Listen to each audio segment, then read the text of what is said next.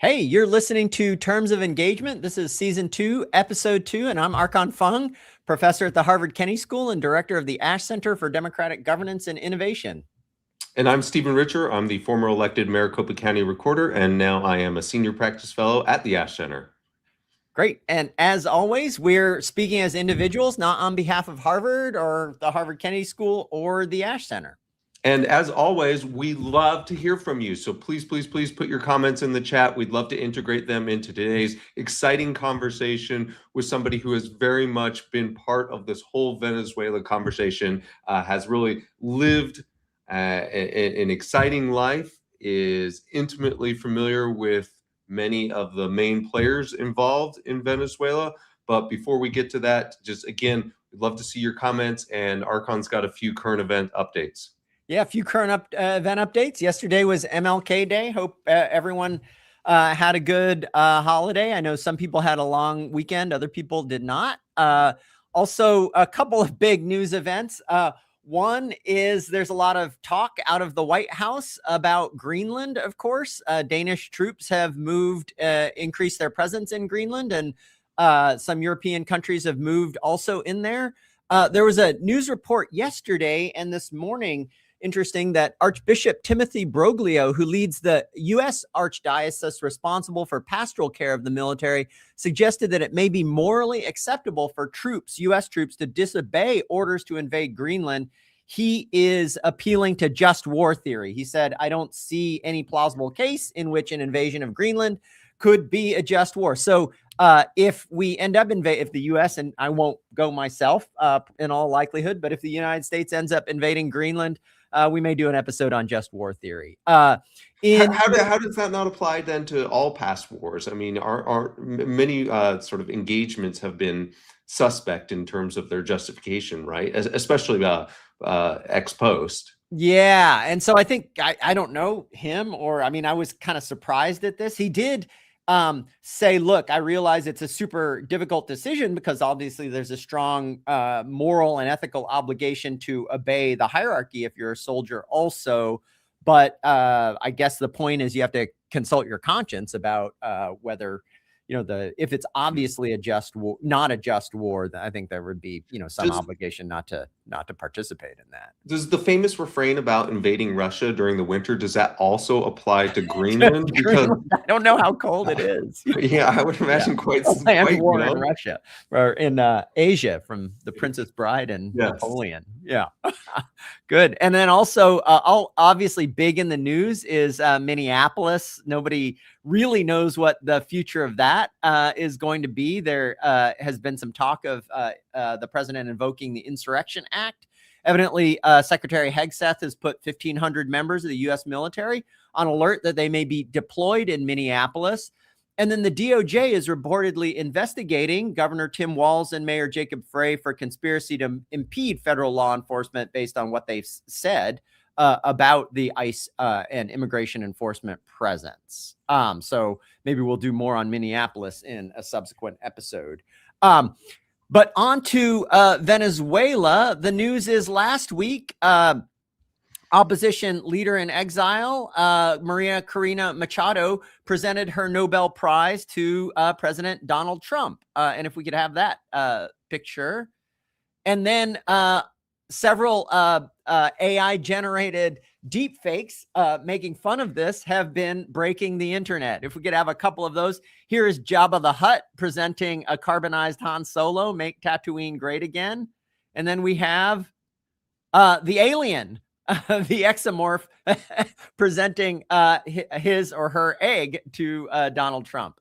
But on a more serious note, our guest today is Freddy Guevara, who is a Venezuelan political leader and democracy advocate. in exile from Venezuela. We'll get a little bit more of his story in a moment. But the important kind of home front note is that Freddy is an Ash Center Fellow, and it's really been an honor and a privilege to be able to get to know Freddy and to be able to work with him over the last couple of years. He's really kind of a model of somebody that is combines political passion for democracy together with real intellectual curiosity about what we can learn from the experiences of building democracy in other places and seeing democracy erode and backslide in other places. And so welcome, Freddy. Hello. Thank you very much, Archon and Stephen and all the team. I'm very honored to be here. Great. Honored to have you. I mean, we're going to get into the subject at hand, but I first want to ask just, how are you such a happy-go-lucky person when you were held in solitary confinement for a number of months? So I was doing a little bit of research on some of your past and reading some of the articles you've written and some of the podcasts that you've been on. And I didn't realize that you were in prison for as long as you were and that you were part of solitary confinement. And yet, when you interact with us, you seem just like another American who has lived a pretty charmed life and who has gone through things. And like the worst thing that ever happened was your parents didn't buy you the Nintendo 64 right when it came out. Then I think it's because, you know, I'm alive, I'm free, and I'm here with you. I'm at Harvard. I am, you know. So I think when you go through these things, you appreciate more things that you weren't appreciated as more before. But at the same time, I compare myself to many of my fellow countrymen, you know, and friends of mine that are having a way, you know, worse time, but they also had a worse time in me in jail. You can always find someone who suffered more than you too. So I think somehow you also feel grateful. I can't talk about it. I have friends who can't talk about it because the things they lived there were way worse. So I think it's these things, you know, I don't know. I'm not sure if I can say that everything happens for a reason because no, but at least I think that you can make a good thing of every bad things that happens to you, or at least you should try. It was just powerful perspective for me while I was listening to some of your podcasts this weekend and walking and thinking about sort of my normal human challenges. For those of you who aren't familiar with Freddy's story, as Archon mentioned, he was vice president of the Venezuelan parliament for a period of time. He then was placed under house arrest in the Chilean embassy in the Chilean embassy for, I think, 3 years. He was imprisoned. He was in solitary confinement for a number of months before being exiled to Mexico and then eventually coming to the United States. And then all of this happened. And as you recounted during one of those podcasts, it's had a profound impact on you and the friends that you continue to communicate with. Mm-hmm. No, for sure. Because as I say, I think, and I like what Archon said, because for me, it's an honor that someone like Archon can say what I feel that it's my contribution from this new trench, right? Because when I got into exile, all my life I was in Venezuelan politics, all my life, since I was 20 years old, when I was a student and then became a student leader. So, and Freddy, what period was that in Venezuela when you were in student activism? I started in 2005. 2005. My big, let's say, breakthrough was in 2007. Yeah.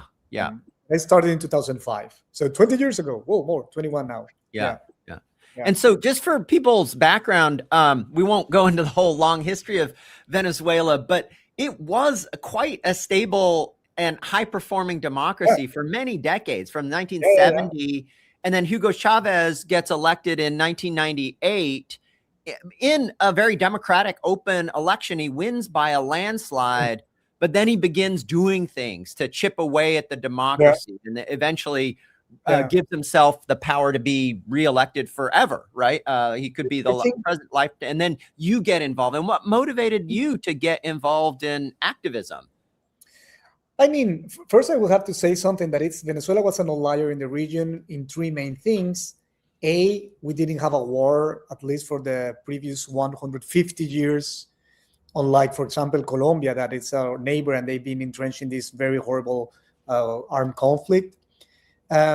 We had a higher GDP even than Spain and Italy during a lot of time. Of course, most of it was from the oil. And then also, when most of the region was entrenched with authoritarian regimes like military coups and things like that, Venezuela was a democracy. Of course, nothing was perfect, because sometimes we can, have this idealistic view of like, well, everything was perfect until Chavez came. Well, if everything was perfect, why people chose Chavez, right? Because Chavez didn't make a coup d'etat. So I think in all of our societies, we can get into this fallacy of thinking that, these autocrats just came in a plane, No, I mean, they're also the byproduct of a society that has a lot of issues. But of course, none of the issues that we had before are compared to the ones that we have now. Yeah. So anyway, what I think was the history of my parents, both my parents were sons and daughters of democracy. Both came from lower income families. None of them at all engaged with politics or nothing. And when democracy came, basically they grow up with the democracy.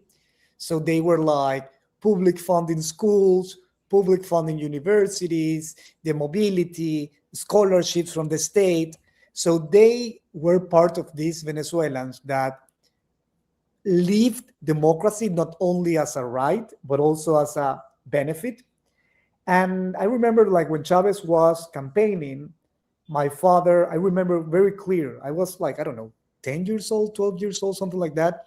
I remember my father went to a rally of him. He wanted to listen. And he said, like, you know what? This is a guy that speaks the best. And I asked him, are you going to vote for him? And he said, like, no, hell no. And I was like, well, why not? And he said, because I will never vote for someone who tried to kill in order to get to power. Because Chavez, before rallying to be president, he did a coup d'etat. He failed and he was in prison, right? Kind of like Hitler and Fidel Castro in Cuba. So that's kind of the thing. And I think their life, because since Chavez started arriving to power, he started creating these measures and taking a lot of promoting polarization and making a lot of things that my parents were like, hell no, we're not going to do it. We're not going to endure this. So I think through them, I lived this, but in a very interesting way, because they weren't politicians, they weren't in political parties. It was more like a civic duty aspect of it. I see. Then in the university, I will say more through the intellectual approach, I got into like, oh, I want to do politics, but really was more about like taking classes of Venezuelan history, political sociology. Those were the things that made me realize that, oh, I want to become a politician and not just a civil society democracy promoter. Yeah. So that's how I got into all of this. I was hoping you can tell us a little bit about the transition from Chavez to Maduro, because in the minds of many in the United States, Chavez was bad, Maduro's bad, didn't really appreciate how the change happened, and if it was meaningful or if it was just badness continued. That's a very good question, because I'm very tempted to reply with different approaches. Right? One side of me can tell you that I believe that Chavez was worse than Maduro, at least in intentions and in terms of persona. I think that he was worse in many ways.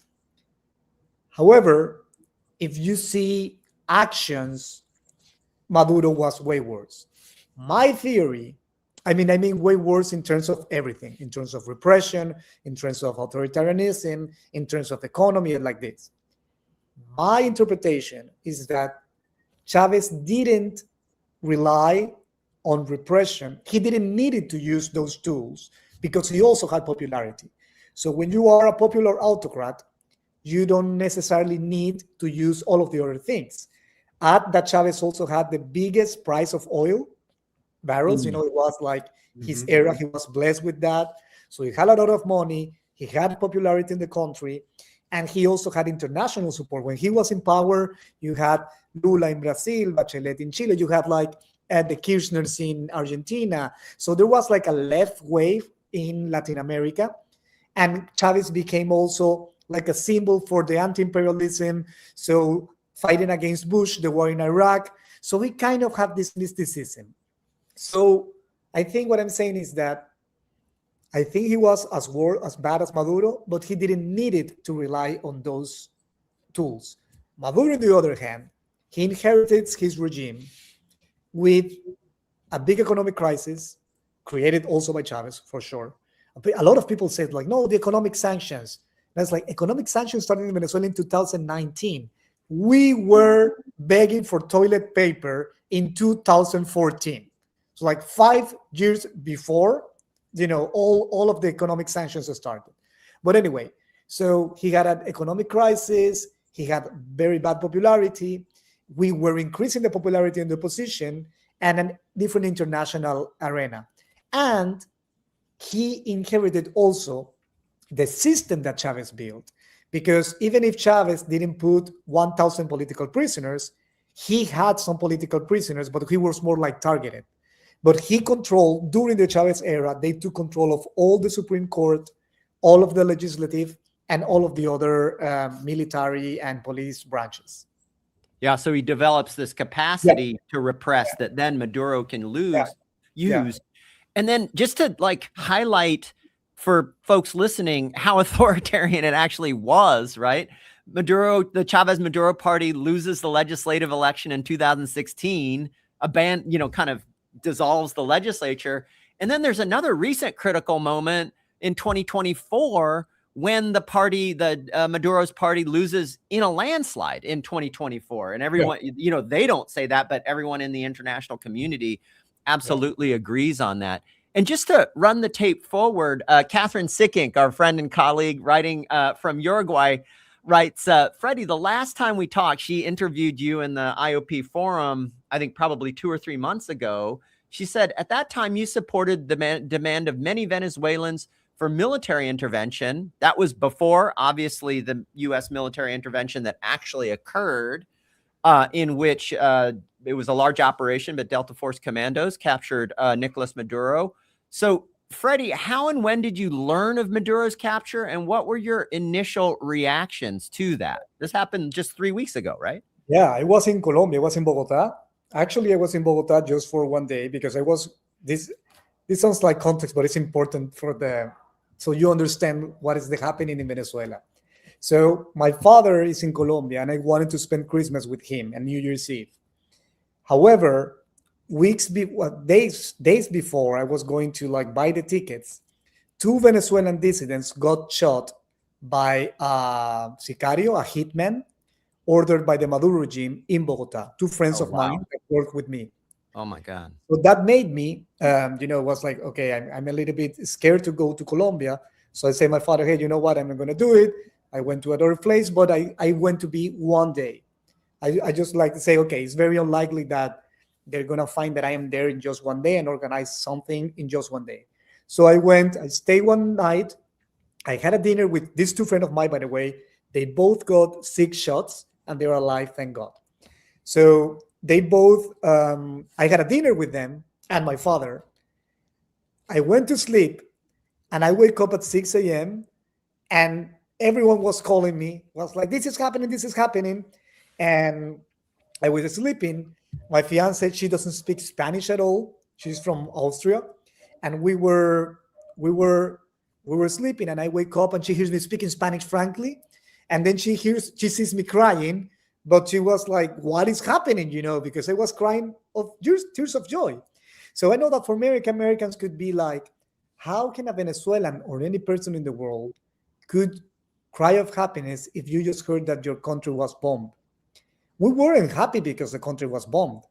We were happy because the butcher that has been persecuting me and many of my friends and millions of Venezuelans was captured, So I think at that moment, you don't really think about the legality. You don't really care about that, right? It's like if you're being robbed in a street, it doesn't mind if it's a vigilante or a cop. You just want to be, free of being raped or killed or kidnapped, right?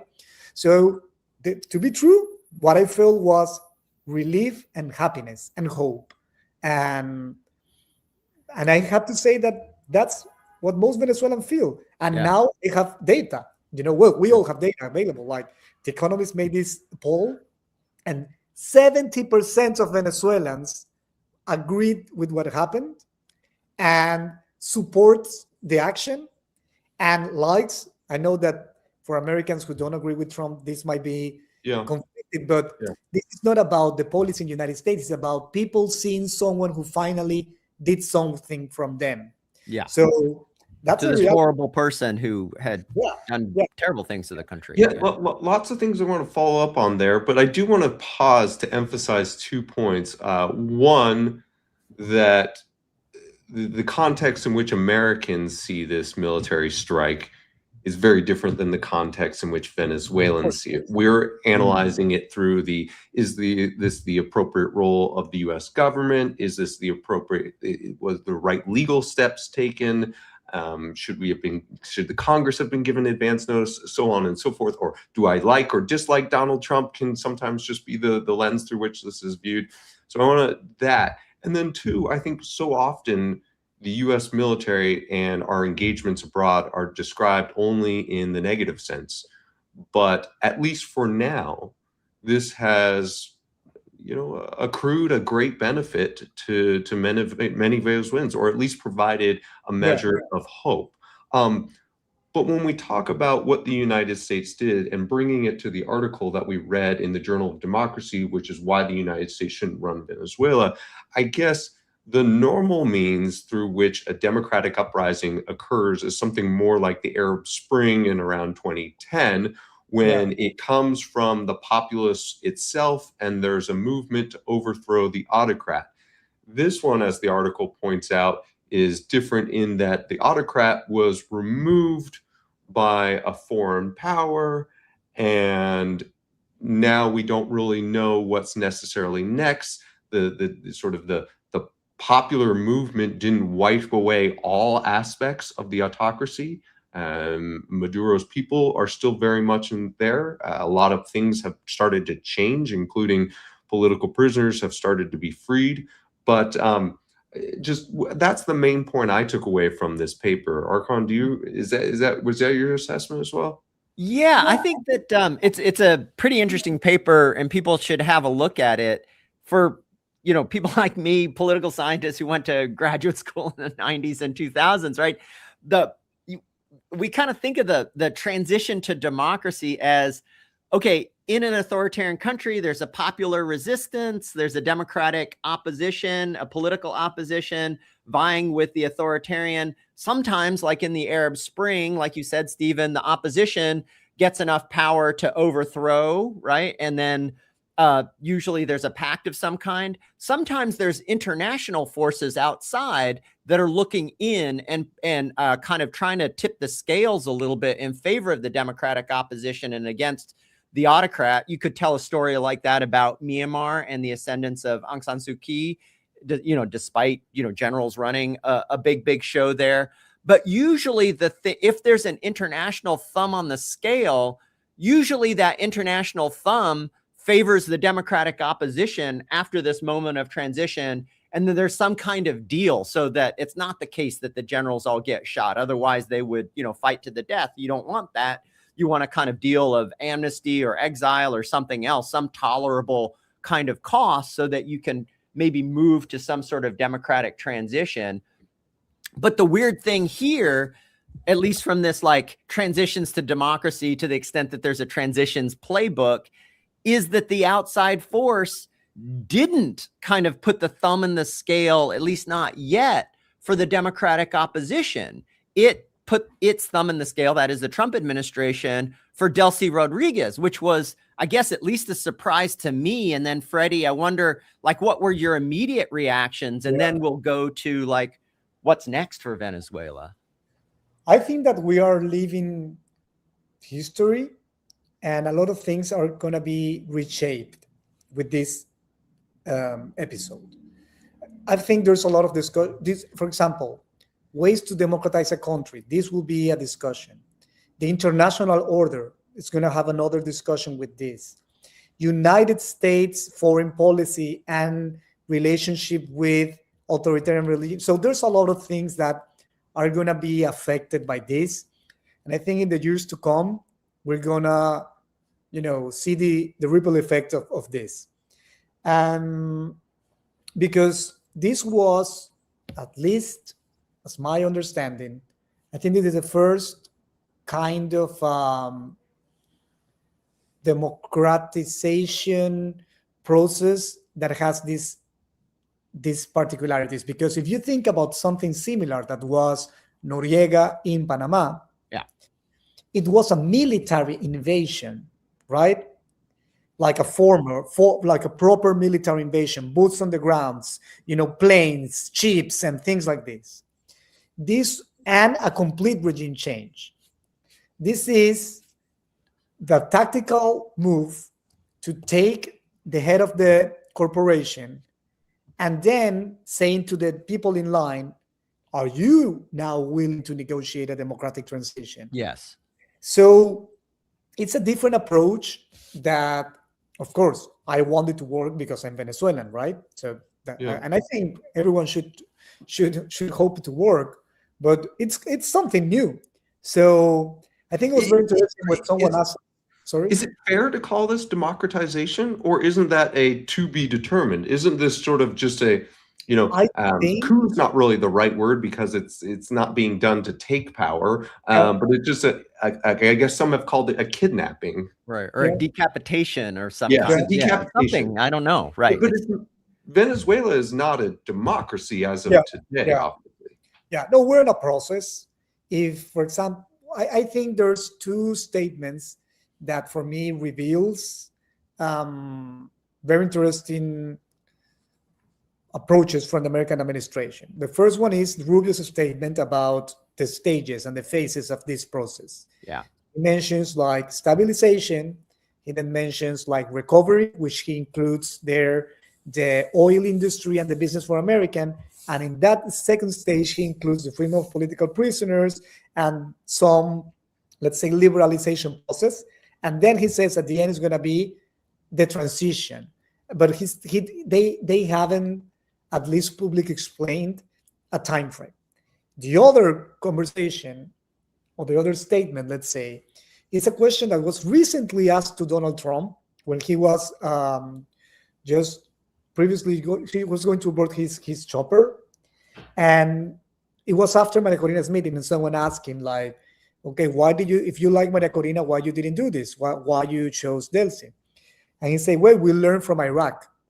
We learned that what happened in Iraq is that we tried to change everyone and fire everyone. And this created a mess. These people went to became ISIS and blah, blah, blah, blah, blah.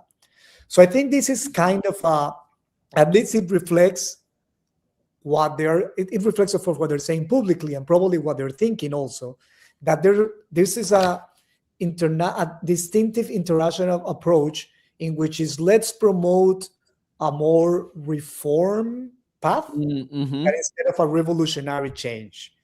That's what I think that we can understand from the approach they've been assuming in the last weeks. Yeah, but can the next steps of democratization happen without the United States, or does it require, because the United States hasn't provided weapons or funded the popular revolt, and the mechanisms, as Archon termed them, of repression are still very much in place. So I guess other than removing somebody who's a very, very, very bad person and also was indicted in the Southern District of New York in the United States, how does this facilitate the next steps of democratization, or can it be done without U.S. military involvement? The sad answer is no. I think that if United States, take a step back and they say we're not going to, we're going to take the gun out of the table of negotiation, the people from the regime will do whatever they want and they will just, business as usual, because these people are not willing to give Venezuelans, freedom, right? They're just doing this because they are afraid of following the same path of Maduro. That's what they're afraid of. So if they feel that the United States is no longer capable or willing to enact or use force against them, they will do business as usual. So I will have to say that sadly, the reality is that we've lost many of our agency. Our task is to recover it, right, and to create and to be more in the field. But now the main player is the United States. Saying that, I don't think that will require boots on the grounds or like arming people or something like that. Why? Because I think this is, when we analyze the regime of Maduro, they have this characteristic that it was very complicated for achieve a democratic transition, but could help in this situation. What I mean is that basically this was a regime who is more about the network of people who held together to protect their interests. And they use a very small fraction of the army or the intelligence police to repress people, including military. Half of the political prisoners are people from the military. So there's been attempts of people from the military to revolt against the autocracy. However, they've been using a lot of money, but also international support. We cannot ignore that the Cuban regime recognized publicly that 32 Cubans died in the action protecting Maduro. And we've been for years saying, this is not about because when I hear people saying, oh, the sovereignty of Venezuela, oh, now you care about sovereignty of Venezuela. But you didn't care before when thousands of Cubans, Iranians, Chinese soldiers, and Cubans and Russians from the Wagner group were assisting the repression in Venezuela. That you don't care about that sovereignty. You only care if sovereignty is violated by the United States, right? But anyway, so what I'm trying to get with this is that when you have few people who control, then you don't need to repress an entire army. We won in most of the centers in which the military voted. So this means that you don't need boots on the ground to coerce all the military and the police. What you need is to have the pressure of some individuals to feel that they will follow the same path of Maduro if they don't comply. Yeah. So it seems like a really difficult, it was really insightful what you said, like the revolutionary path is off the table, right? We just install Maria Corina Machado and see what happens in the next elections. That's not what's happening. What might happen, I think a left critic, an anti-militarist critic would say, well, this is a Roosevelt story. I've seen this happen, right? Franklin D. Roosevelt said of Anastasio Somoza that, he's a son of a, I don't think Roosevelt actually said this. It's attributed to him that Somoza's a son of a bitch, but at least he's our son of a bitch. Mm-hmm. Yeah. And what that meant was that the U.S. interest in Nicaragua is instability, not democracy. And Somoza can deliver stability, right? And then so the left critic would say, well, the Trump administration is primarily interested in stability and maybe oil revenues for the U.S., not in democracy. And Delcy Rodriguez may be in a good position to deliver that, right? Mm-hmm. And then Rodriguez, I have to imagine she's trying to play this really difficult role of kind of appeasing Marco Rubio, freeing some political prisoners, allowing some of the opposition to form and contest. And at the same time, knowing that she's like really wanting to keep a lid on that, right? Yeah. And then I was just thinking, as you were talking, maybe like from the U.S. perspective and from the Venezuelan perspective, maybe there's like a little bit of a trilemma. There's democracy, stability, and doing what the U.S. wants. Mm-hmm. And it's hard to get all three of those things at the same time. Yeah. And so I guess what I'm afraid of, it's going to be stability and what the U.S. wants, and democracy takes a back seat. But how can democracy take a front seat in your view? No, for sure. I don't envy at all Delcy, because Delcy, I mean, I know her and I know her brother, and I've been in processes with them, and I know who they are. So I don't feel a lot of sympathy for them. No. And there's people that says that her brother is the one that put me in jail, that he was his decision. And however, no hard feelings. Really, this is more about like a bigger cause. Oh But I my. have to say that it's not easy to try to do that. But at the same time, I mean, they are in of this strange position because if they comply with Trump, probably they will lose power. If they don't comply, maybe they will be in prison. But at the same time, during all this process, they can have internal divisions, and the Russians, Chinese, and Iranians and Cubans are not happy with this neither. The Kremlin just said yesterday that there's no I would say scheduled meeting between Putin or conversation Putin and Delcy. So they know that they also kind of like now lost this thing, and these are very revengeful people too. So I think they are trying to manage that. In our camp, I think, listen, we are not naive. Of course, we understand that there's a lot of interest in oil. And it's not like we are super smart. It's like, it's very obvious. They've been saying it, right?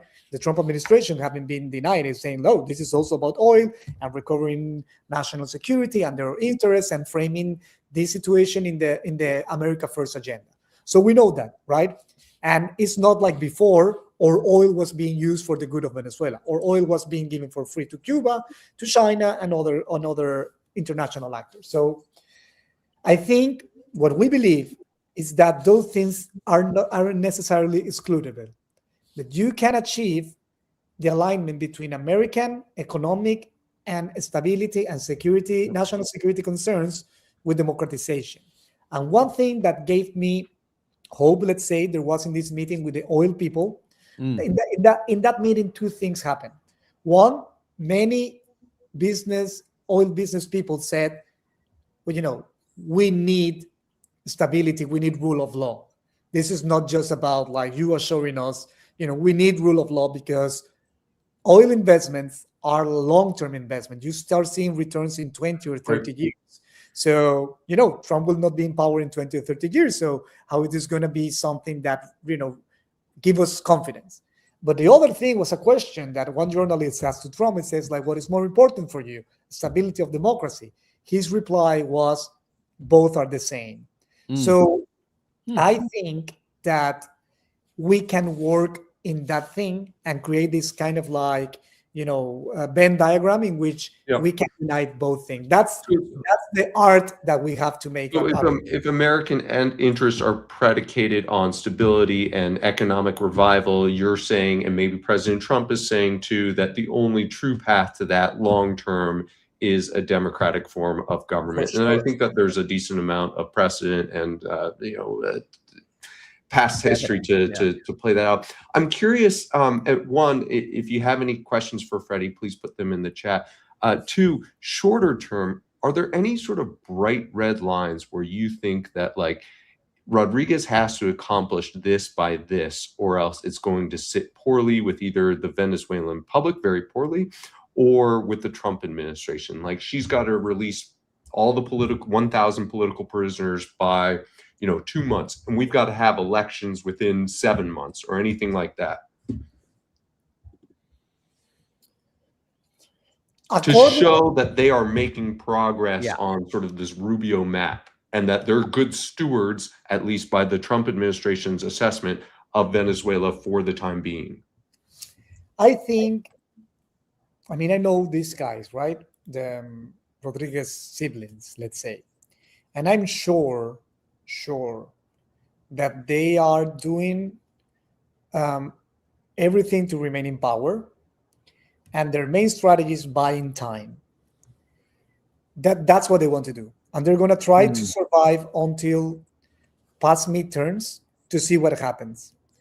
They will try to see if the Republicans lose the parliament, the legislative branch in general. So then Trump lose the capacity to exert more force on them.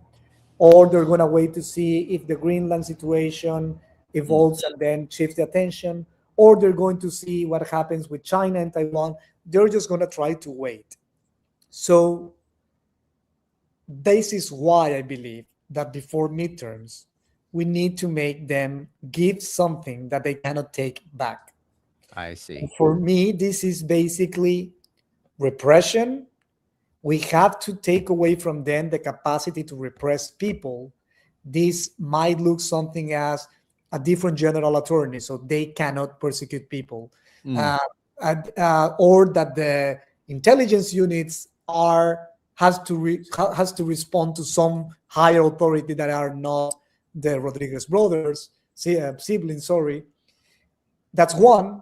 And the second thing is, like, I think we need the date of the new election before that, because once you have the date, things start, the clock sticks moving, right, ticking, and I think psychologically this creates a lot of issues for the regime to stay. So I think those would be my answers regarding the timing. Yeah, that's it. I don't know if I replied, Stephen. So an elaboration of Stephen's question: if you had one request of Secretary Rubio vis-a-vis Venezuela, what would it be? The election date? Now particularly will be the freedom of all political prisoners, because it's like the most urgent and pressing thing. But after that, I think will be the dismantling of the repression system, because that's the only thing that keeps them in power now, right? So if we manage to dismantle that, then we don't need anymore the Gerald Ayres Ford in the Caribbean. We don't need the Delta Force team. We can take, we can take our destiny in our hands. So I think that's the most pressing thing, to dismantling the highly competent repression apparatus. Yeah. So, what circumstances would Stephen, you go back? Sorry? Under what circumstances would you go back, and people who are in exile, who are part of the pro-democracy movement, go back to Venezuela? Well, me particularly, I am in a tier of people who we also need an amnesty law, because we have an indictment or a judicial cause. So it's not just about normal repression. There shouldn't exist normal repression, but it's not just about repression. There's people like me who we have a judiciary case, so we need an amnesty law, right? But many other people who were out just for preventing, or they didn't have like a judiciary case, but they were like, they were rat out or harassed, and they left to prevent, naturally, to being captured. Many of them are thinking to start coming back. Actually, yesterday and some days ago, people who were hiding, I don't know if you have this word in English, clandestinity. You have that word in English? No? Clandestine? Yeah, they're underground, I think, right? Underground. We have some people underground that now there are, important leaders that were underground. Now they're like doing press conference saying, "Hey, I'm out of underground." In Venezuela. Yeah. We're having that now as we speak. That's great. So that's good. And so, yeah, it depends on the case. In my situation, I will also need a amnesty law or some kind of judiciary solution, because legally, I should. They can put me in jail. So. Yeah. And there's many people like me, so we need to wait a little bit more. Freddy, we know you have a hard stop in just about 2 minutes, but Frank Miller asked in the chat, tell us about what does Venezuela look like 20 years from now? Like how optimistic are you? Are 1,000 flowers blooming, or facing the same challenges, and looking to outside assistance 20 years from now? I mean, the old Freddy will reply with you just like a very idealistic approach. And I think life have taught me, and my time at Harvard, that things are more black and white. Probably we will change some of the problems that we have for others. But I am confident with the fact that we're going to be able to help other societies that are facing the same challenges now to prevent that to happen. I think like one of our main contributions will be how to not lose your democracy, or how to not get into the point that you have to have something so dramatic as the dictator being taken away by an external military force to achieve freedom again. And I think also that we're going to be a big player in the energy field. I hope that we do it in a way that doesn't create more problems. But I think like Venezuela will become a very big hub, because in one side, we have the biggest reserve of oil in the world, the third in gas, but we have a lot of also rare minerals that are going to be used in this AI race. So I think we're going to become a middle power country that will have, a lot of things to say in the international order. Yeah, that's great. Thank you very much, Freddie. Thank you very much. The bottom line I'm hearing about what kind of help pro-democracy forces can use is creating space for them to grow and compete politically on something like an even playing field. It's not coming in and running the country. It's like creating the conditions for the opposition, first of all, to be out of jail and to be free and to build strength and build popularity and then eventually win an election. All right. Well, thank you very much. And thank you very much. I really enjoyed this. Yeah, great. All right. See you later, Freddie. Bye. Right. Yeah. Archon, I've got one question for you. All right. Shoot. Is this an indictment of the international order? That's what Freddie, in this Boston Globe podcast, he was saying, and Catherine raises this issue in the chat a little bit, Freddie was saying, look, the international order just wasn't working very well for us because it allowed this repression to occur for a long, long time. So, I take his point. There's some serious flaws, and the international order does privilege sovereignty, even when it's not democratic. And a lot of people in Venezuela and many other places suffered from that. On the other hand, on the chat, Catherine asks, we didn't have enough time to take this up with Freddie, but she asked in the chat, does this create a precedent for other great powers in their own region? E.g., does China get to do this to Taiwan? And, I think that's a great big open question, is what are the rules of the road, right? And this is, or, if we do this to Greenland, then, what complaint can we lodge a complaint against Russia or China in the Straits of Taiwan?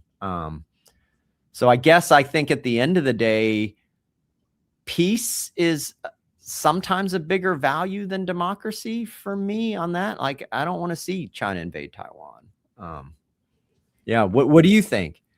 I think it is, and I thought that Freddie's exasperation with the international order was very clear in some of his previous interviews, and I think it's still just people. I think we need to appreciate that there are certain things that can only be done by the United States military, and whether it was done lawfully and whether this was the appropriate role of the U.S. military, I don't know that any other force in the world was going to do what we did, and I do think that it has the real possibility of inuring to the benefit of Venezuelan citizens. And so, but as far as sort of setting a precedent, I'm not even sure what the United States' level of involvement is yet. So, and I'm not sure that anyone has really a great understanding of what that will be. And so I'm not sure what type of precedent that we are going to be setting. All I know is it was somewhat surprising to me that President Trump, who I remember so well on the 2016 campaign, was so critical of the Bush family and of Jeb Bush in particular, and of limiting the scope of the United States' involvement throughout the world,